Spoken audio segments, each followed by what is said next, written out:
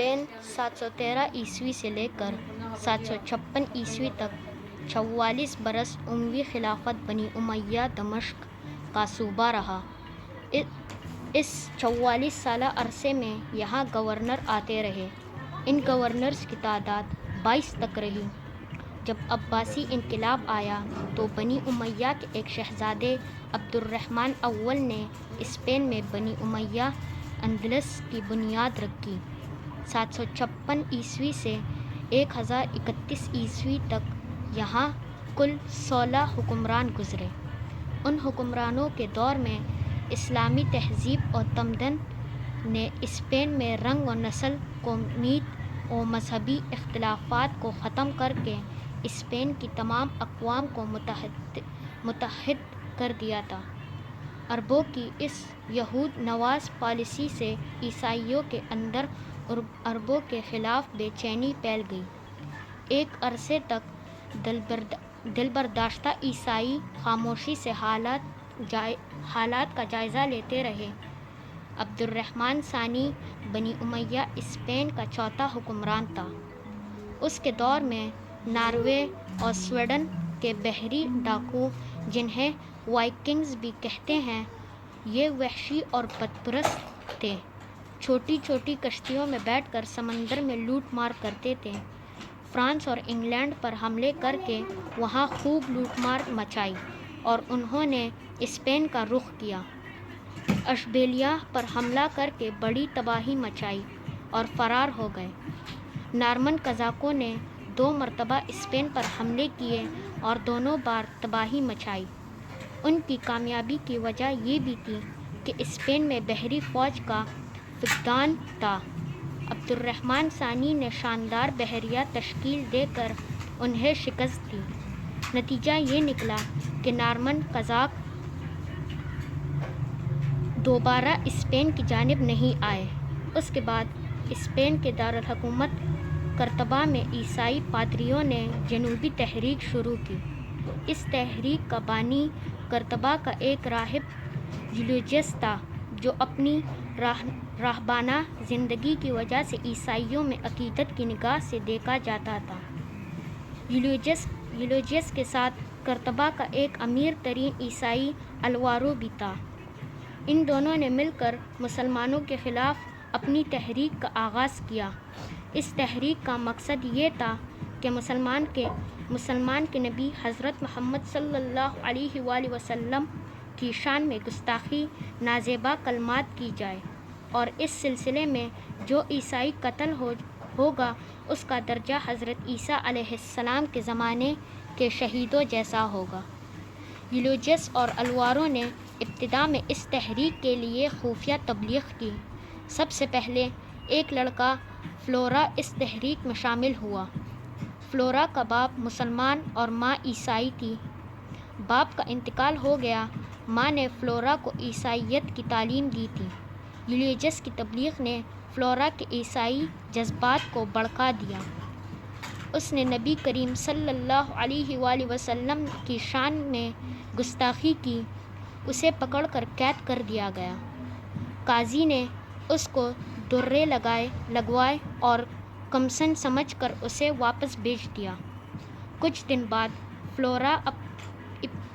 Flora پھر بھاگ کر کسی عیسائی یہاں روپوش ہو گئی۔ اس تحریک کی تعلیمات کا عملی نتیجہ شروع ہوا۔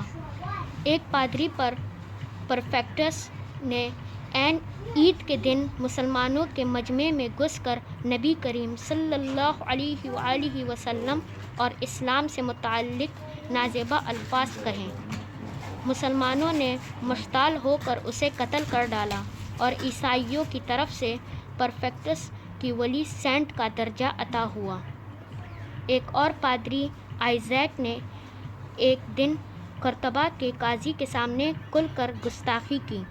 آئزیک کو گرفتار کر کے پھانسی دے دی گئی اور اس کی لاش کو کئی دن تک الٹا لٹکا کر جلا دیا گیا اور ایک دریا میں بہا دیا۔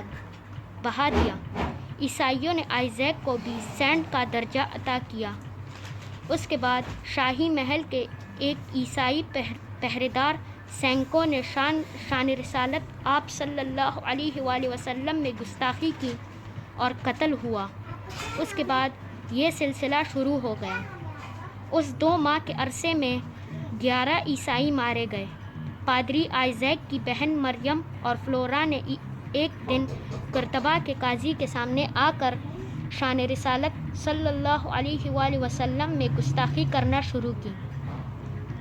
قاضی نے دونوں کو گرفتار کروا کر قید کروا دیا۔ چند روز بعد دونوں کو قتل کر دیا گیا۔ قاضی نے معزز پادریوں کا ایک اجلاس طلب کیا جس میں اشبیلیا کا آرک بشپ ریکارڈ فریڈ شامل تھا۔ اس نے کانفرنس کی صدارت کی اور اس جنوبی تحریک کی مذمت اور تحریک کے تمام سرگرم ارکان قید کر لیے گئے۔ کچھ بیس بدل کر فرار ہو گئے۔ بہت سے پکڑے گئے۔ یولیجس کو اس کے گھر سے گرفتار کر کے قید کر دیا گیا۔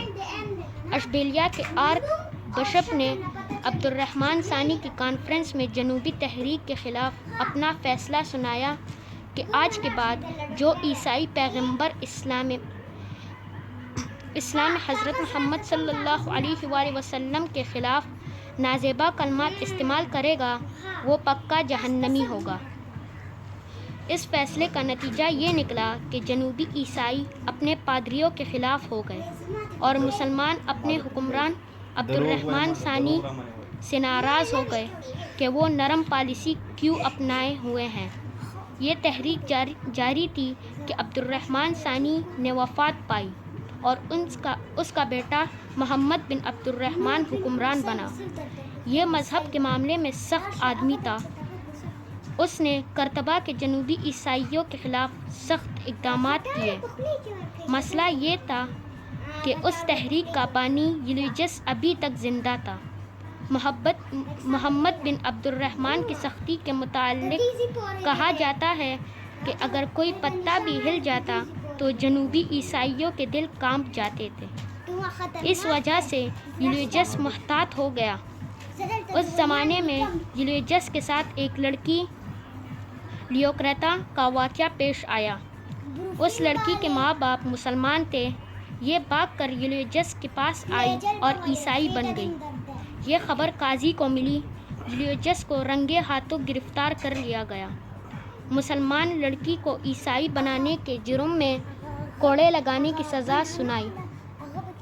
یہ یولیجس کے لیے بڑی بدنامی کی بات تھی، لہٰذا اب وہ کھل کر سامنے آیا اور پیغمبر اسلام حضرت محمد مصطفیٰ صلی اللہ علیہ وآلہ وسلم کی شان میں گستاخی کی۔ محمد بن عبد الرحمن کے دور میں ہی اس کو گرفتار کر کے پھانسی دے دی گئی۔ اس کے ساتھ الوارو اور لیوکریتا بھی قتل کر دیے گئے۔ اس طرح اسپین میں عیسائیوں کی یہ جنوبی تحریک اپنے اختتام کو پہنچی۔ پادریوں کی جنوبی تحریک ہندوستان کی بھکتی تحریک سے کافی حد تک ملتی جلتی تھی۔ دونوں کا مقصد ایک تھا، یعنی جنوبی پادری اسپین سے مسلمانوں کو باہر نکالنا چاہتے تھے، جبکہ برصغیر کے ہندو اسلام کے بڑھتے ہوئے قدموں اثرات کو روکنا چاہتے تھے، کیونکہ اسلام مسلمان فاتحین اور صوفیاء کرام اور علماء دین کے ذریعے پھیل رہا تھا۔ پادریوں کی جنوبی تحریک میں انتہا پسندی کا رنگ غالب تھا، جس میں سوائے اسلام کی ہرزجوئی اور نبی کریم صلی اللہ علیہ وآلہ وسلم کی شان میں گستاخی کے کوئی مضبوط نقطہ نہ تھا۔ پادریوں کی جنوبی تحریک کا کوئی نتیجہ نہ نکلا۔ صرف 11 عیسائیوں نے فضول میں اپنی جانیں ضائع کی، لیکن اس کے نتائج بعد ظاہر ہوئے۔ مثلاً صلیبی جنگیں، اسپین سے مسلمانوں کا اخراج وغیرہ۔ موجودہ دور میں مسلمانوں کی حالت زار یہ ہے کہ جہاد کو دہشت گردی سے